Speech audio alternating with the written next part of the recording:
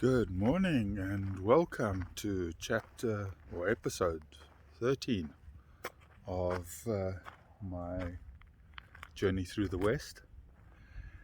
Yesterday afternoon I got to Glen Canyon and I am camping right by Lake Powell. Well, not right by, but very close to Lake Powell.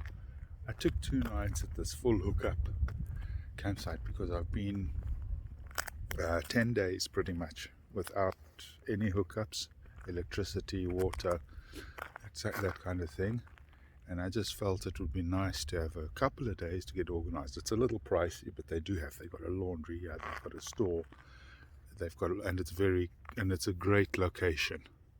If I flip the camera, you can see the lake down there, or part of the lake anyway. It's actually closer than it looks. Remember the greenery of Yosemite and all that? Well,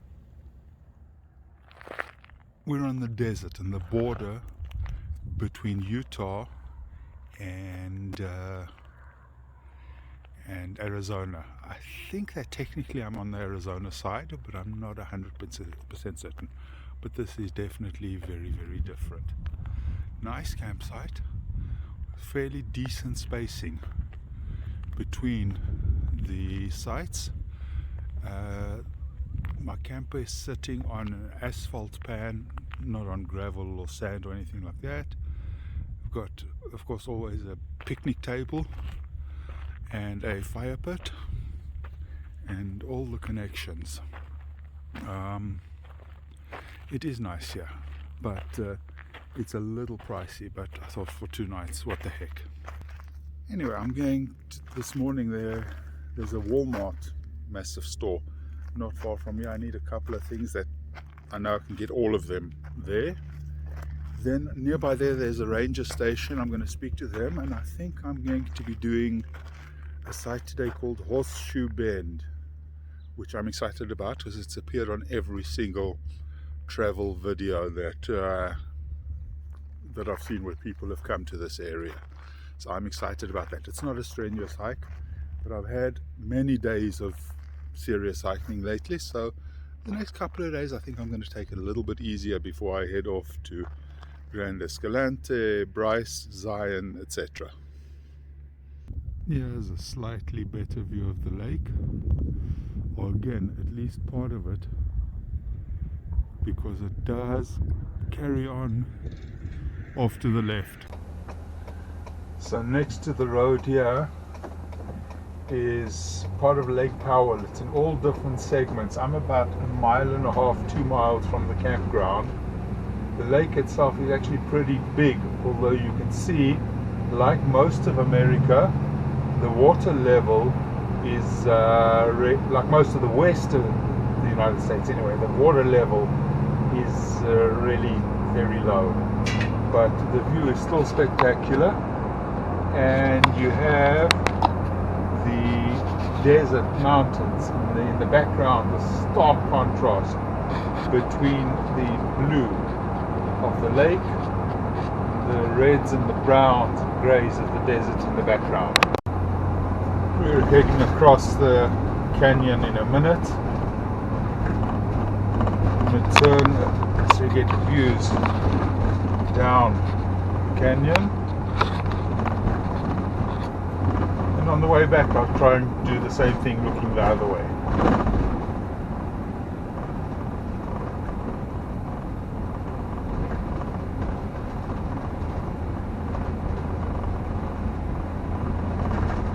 The side you're looking at now is below the dam, so obviously there's a whole lot less water.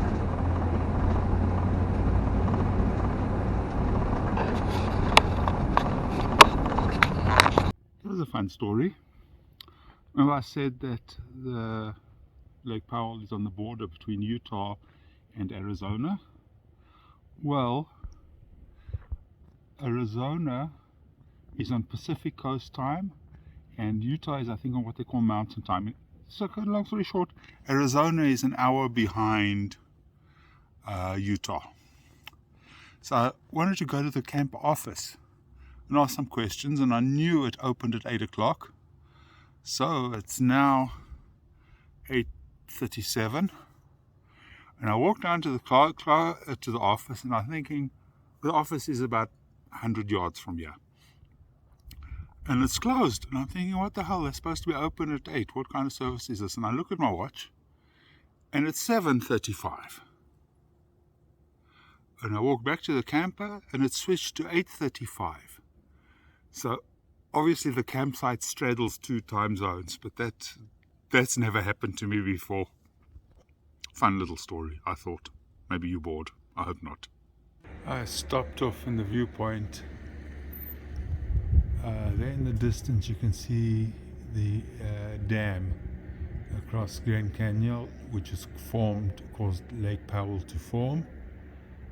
And the lake has got different sections down below me. They're all connected, obviously, and they lead through all the way along there. This is big, this lake. I mean, you can see in the distance there those craft.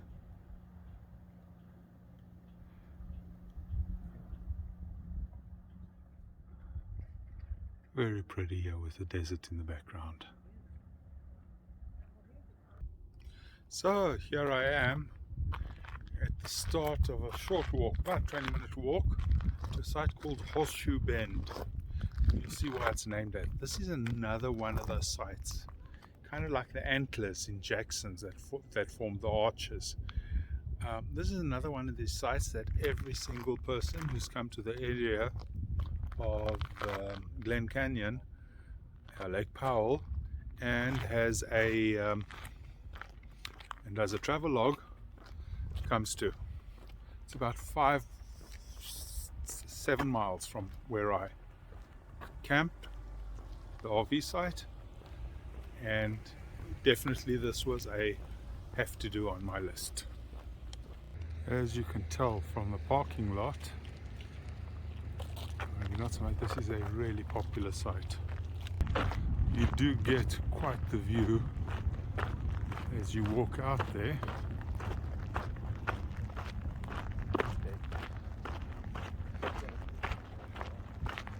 I think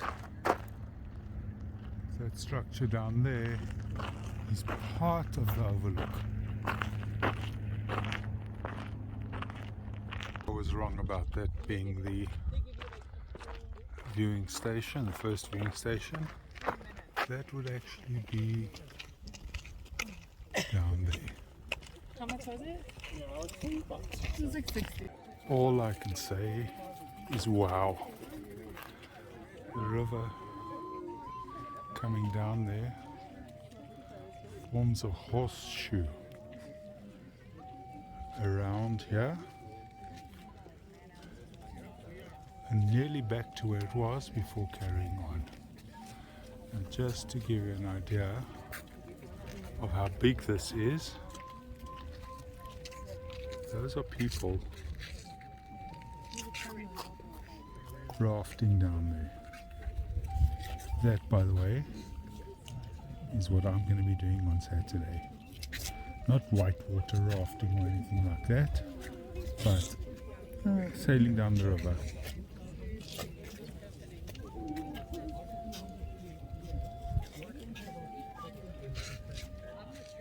You have no idea how long this has been on my bucket list.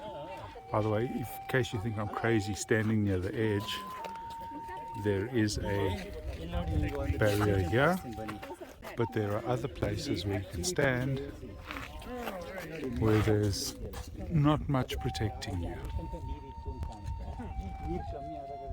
I'll stick to this.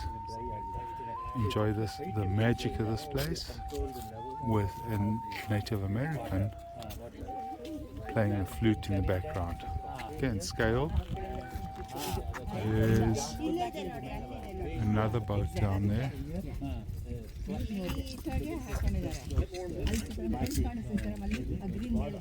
And that's as much zoom as I have.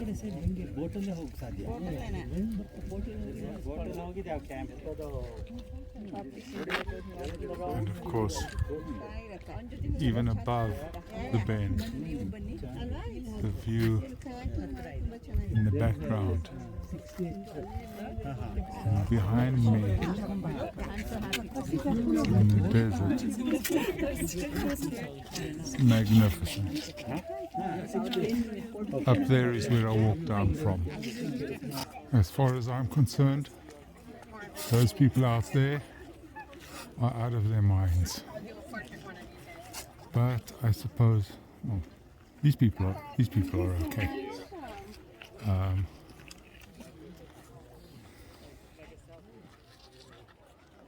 Some people really need to live life on the edge, and she's literally on the edge.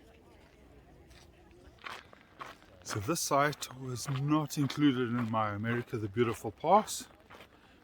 Cost me $10 to get in, and it was worth every single cent. If that wasn't a wow moment, I don't know what is. I knew what to expect because I'd seen it so many times on other people's video blogs. But you can't really get a sense of the place until you see it in person. So this was just amazing. Going across the canyon, Glen Canyon, I've turned my camera to the side, so hopefully you'll get a picture of the dam and the valley. Really is pretty.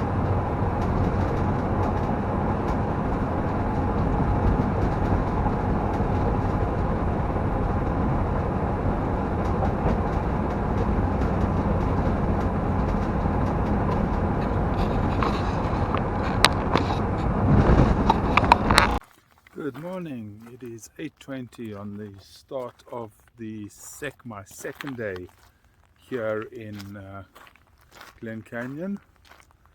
After taking it easy yesterday, I'm about to start a short hike called the Hanging Garden Trail. It's supposed to be pretty scenic. It's not very long. It's 1 mile round trip. I'm going to do a couple of smaller hikes today, or this one and one slightly longer one. I've still got tomorrow, and I'm here for a few more days, so there's no rush. So nice time, nice good area to relax. So let me get going. Walking through, as you can see, this is desert. Pretty colors, but it's a different kind of pretty. Really interesting is the contrast between the red sand and mountains here and the much whiter ones on the other side of the valley. The walk supposedly ends at a little spring, but already it's a really nice walk. The subtle changes in color are awesome to see. Yep, I am most definitely in the desert. This is a great time of year to come visit. It's about 8:45 in the morning, and it must be, I don't know, 11, 12 degrees, maybe a little bit warmer than that. It's great hiking weather. This is very cool. After a kilometer or so, you reach this overhang with ferns growing along the wall.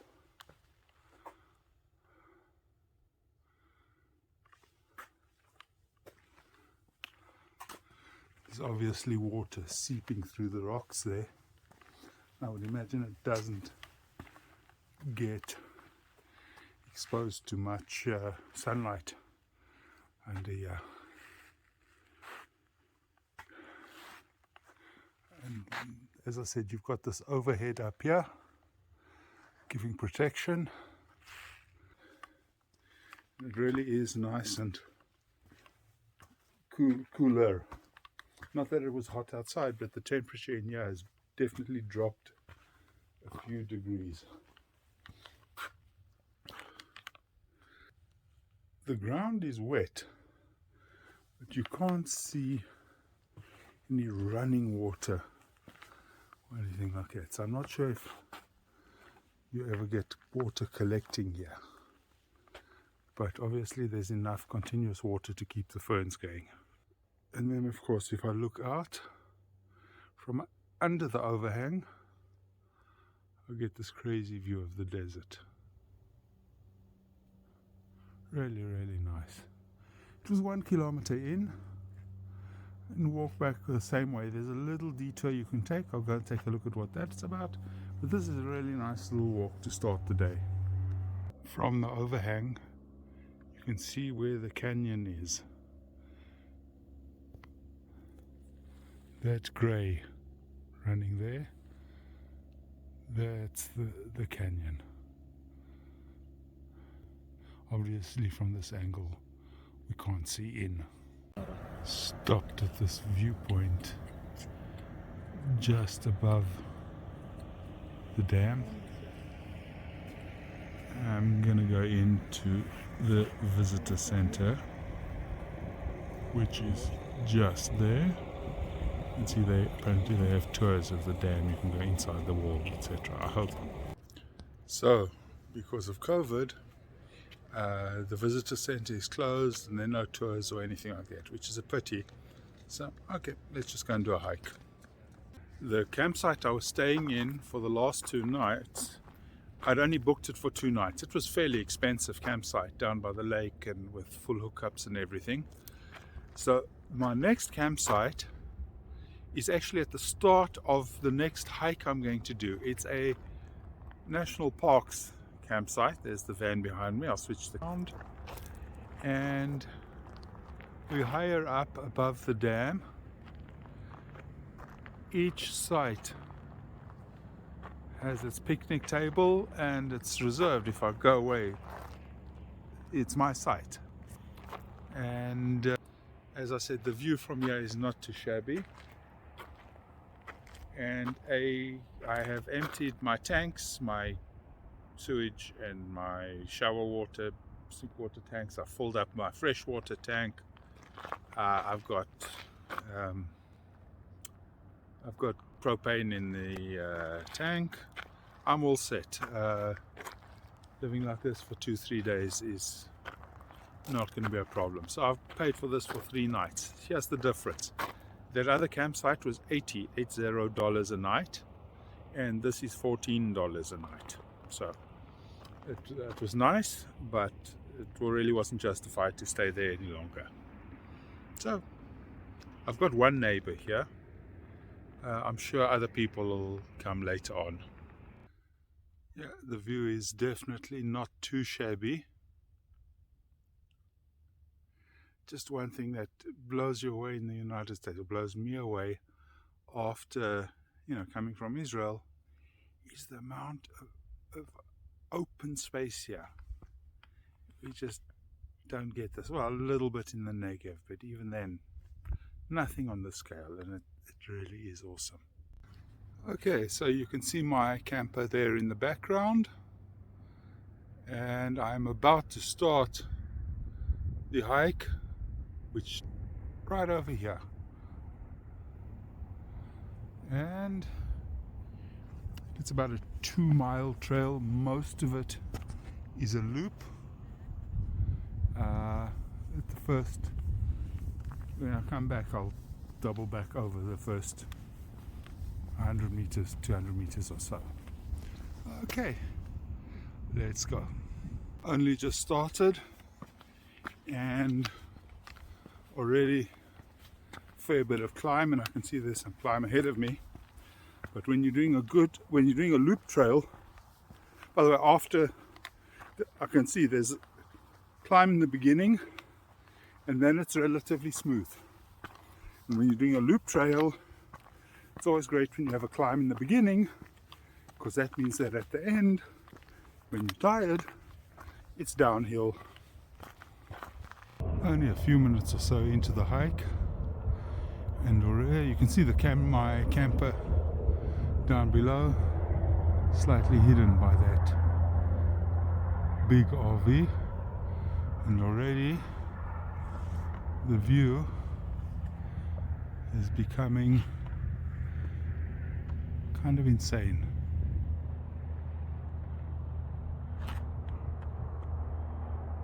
Really, really beautiful. Okay, on I go. It's amazing how this hike is maybe, as the crow flies, 5 kilometers from the previous one this morning. And it is just so totally different. I mean, our first hike this morning was great. This is awesome.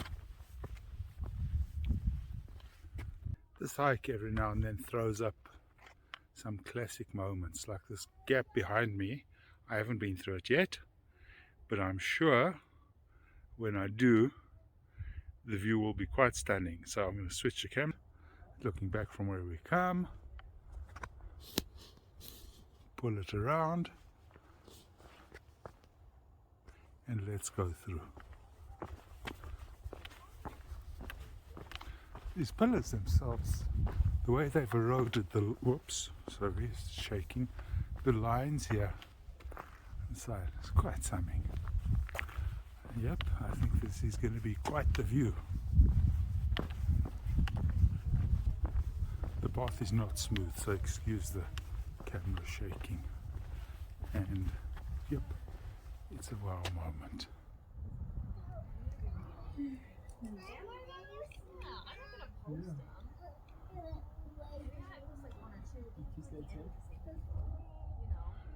And got some people resting here. I try not to get them too much into the film. And we can move on. I'm about a third of the way into the hike, and every now and then I just have to stop and take a look at this. Again, I spoke earlier about the expanses here.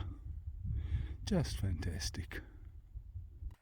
I'm walking on the not quite the top of this mountain, because there's still a fair bit over there, but more or less level on the side. And they're not using cairns here to mark the trail, but the path is lined with rocks. Quite some doing to set it up, but it makes it simple. You have to be a real idiot to get lost here. Come around to the other side of the mountain, now looking down into the wash, and ahead of me, walking on a bit of a slope, and there's a fair drop down there, which I'm not altogether keen with, but I don't think I'm close to the edge for too long. In fact, I can see that I'm not, so it's all good. So I took a little detour to a viewpoint. Yeah, this is the end, I think. And an almost 360-degree view. Not quite, but almost. See where those people are there? That's where we came from. That's where I came from. Walked all the way along the side of that mountain, and then came across the wash and up here. And this truly is the peak. I am nearly back at the camper, which is just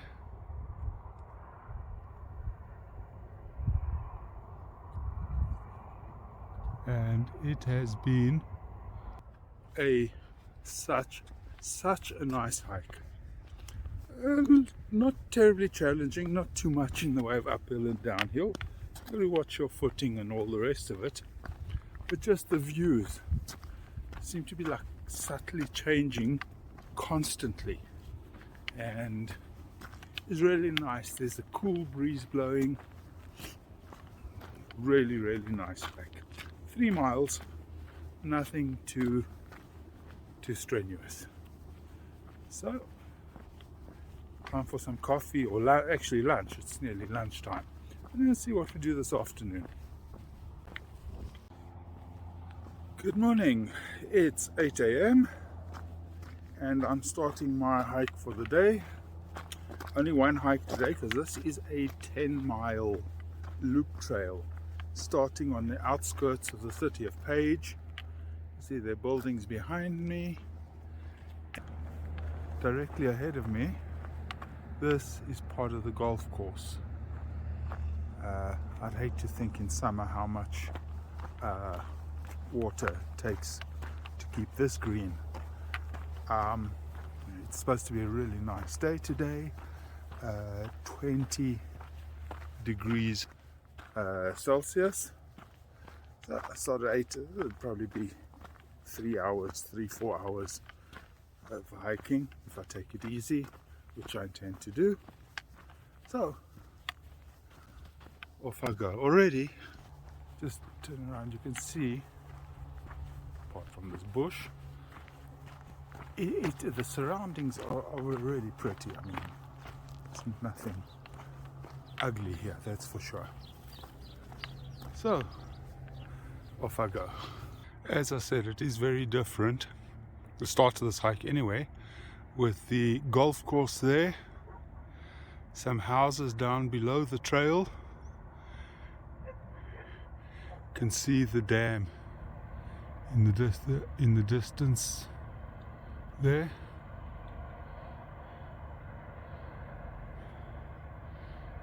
And the expanse of the desert. The town of Page sits on a flat mountaintop, what's called a mesa, M-E-S-A. And the trail I'm taking goes all the way around the mesa on the side. You can see on one side I've got the drop off and then the desert, and on the other side it's a little bit higher. So I don't think there's going to be too much uphill and downhill here. The trail is rated, even though it's 10 miles long, it's rated as easy. We'll see if they were lying to me. And so, as is typical, as I come around the corner, the view changes subtly. Beautiful view of the sewage works down there. No, just kidding. And this is great. It's flat, getting away from buildings, and still the other road down below, but there's not much I can do about that. I must say, I did have some hesitation about doing this trail where it's basically I'm walking around the outskirts of town. But first of all, it's been interesting to see some of the houses, how they're built adapted to the desert. And also, you do have stunning views like this out into the desert. They've built a bench here along the trail just to take a rest, which is what I'm going to do. And you have the really, really cool views. So I've done about 6 kilometers out of 16 and I'm really enjoying this. The town of Page doesn't cover the whole of the plateau or mesa, however you pronounce it. So the trail here has taken me a fair bit away. Actually, I'm not too far from the airport. Every now and then plane comes overhead coming into land. But I'm moving around now towards the side of the canyon, and I should have really, really good views in a little while. Although I have to say the view at the moment is not too shabby at all. I come round the corner and there's Glen Canyon down below with Lake Powell. You can see 2 different sections of the lake from here, and again the mountains in the distance. I think for the next hour or so, this is going to be my view off to the side. Pretty neat. Just further evidence of how bad the water situation is here. Take a look at that boat, how small it looks, and take a look at the cliff behind it. When Lake Powell is full, the grey part is underwater. The situation here is really, really serious.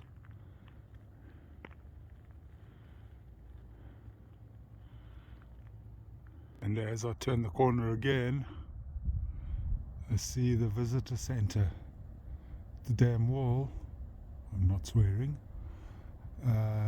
Down there, it is still closed, and in the distance over there, I can see the green grass of the golf course, which means the end is in sight, literally and figuratively. I think I have 2 miles, just over 3 kilometers left to go. It's been a great hike, it really has. Had to do a short video clip of the sunset over the canyon, over Glen Canyon. This is the view from my site through my window.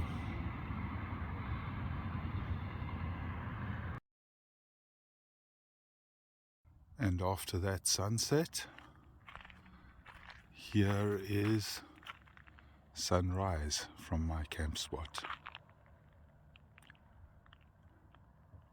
So today I'm doing something a little bit different. I'm on a bus, just gone through actually security, going down, they're taking us to the base of the dam, and I'm going rafting on the Colorado River to Horseshoe, as far as Horseshoe Bend. Well, further than that, but we're going to Horseshoe Bend, which you saw earlier in this video, which I will look down on from above. Anyway, I'm going to be going down rafting. Huge thanks to Evan and Yara for this. Going by bus to the start of the rafting journey. We go down through a tunnel that under the dam wall, which apparently took 2.5 years to build. The tunnel is a 2-lane road, but that's for cars. Bus happens to come, then they stop traffic in the other direction. It's like when we rode our bikes. On the way.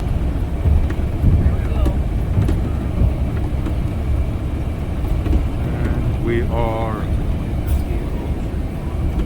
out of the tunnel at the bottom of the dam wall. Wow.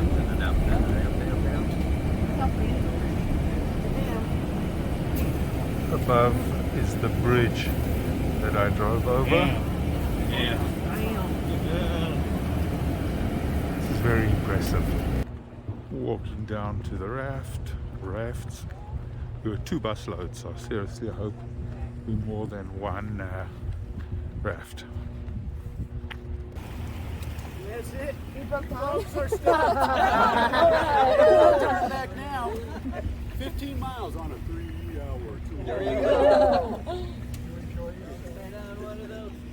Well, welcome aboard, everyone. I'll be your guide today. My name is Castro. How's everyone doing? Great. That's what we like to hear. Real quick, I'm going to go over a few safety rules. The canyon walls here are 700 feet in height, and at the end of the trip they will be at 1,400 feet.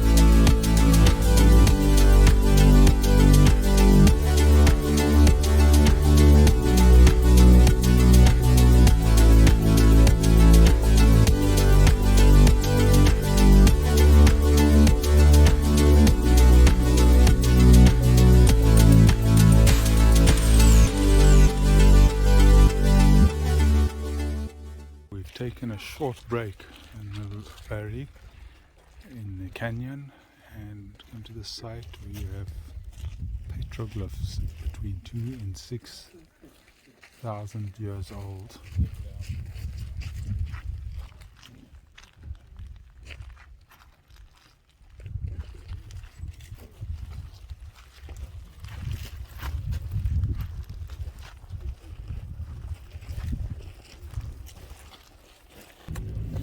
So we're entering Horseshoe Bend, where I was the other day, and up top there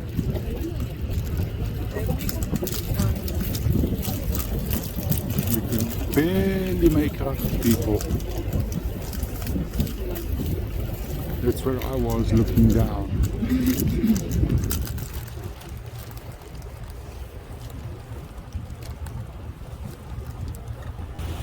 The canyon wall is 1,000 feet deep. Well, it's about 300 meters. And maybe you can make out the people on top there.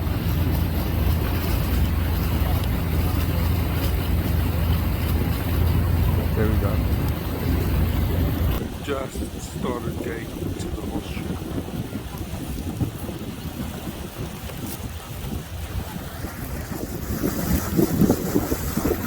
Very popular kayaking destination as well.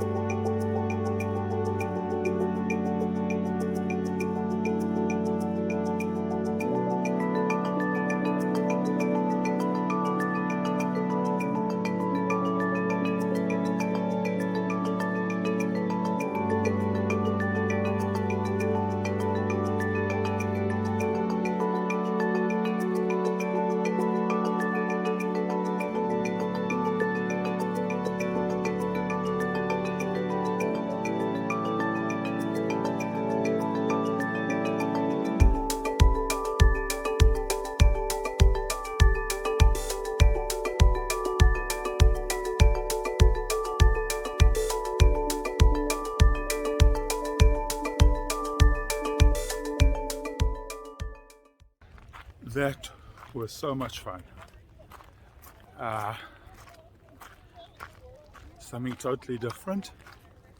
I really enjoyed it. Going down the canyon is beautiful, and so many thanks to Evan and Yara.